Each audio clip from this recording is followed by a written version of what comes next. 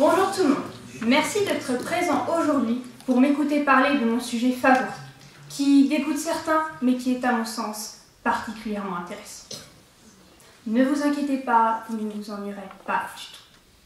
D'ailleurs, vous, mademoiselle, je vous garderai sûrement pour le dessert. J'imagine que vous vous demandez tous quel est le passionnant sujet, ou plutôt menu, que je vais vous présenter. Ouvrez bien vos oreilles, mes chers. Je vais vous parler du cannibalisme. Oui, vous avez bien entendu, du cannibalisme.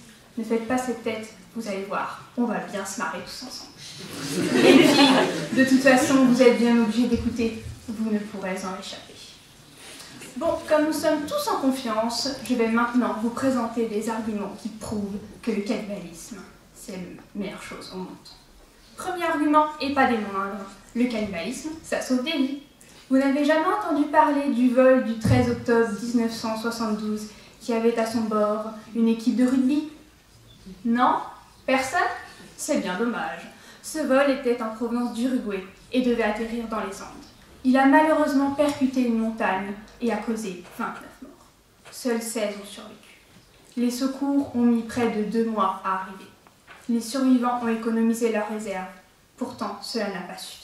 Ils ont dû avoir recours au cannibalisme. Survivre pendant 2 mois sans manger, c'est impossible. Ils n'ont pas eu d'autre choix que de manger leurs coéquipiers morts dans le crash. Super, non? Comme quoi, le cannibalisme, ça sauve des vies. Deuxième argument qui résoudra tous nos problèmes.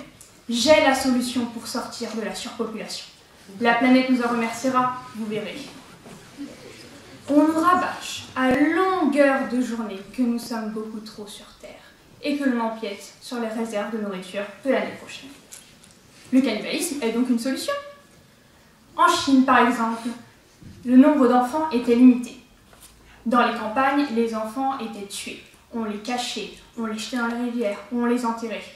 Au lieu de cela, les manger aurait réglé le problème. Comme ça, pas d'achat de viande, pas de gâchis.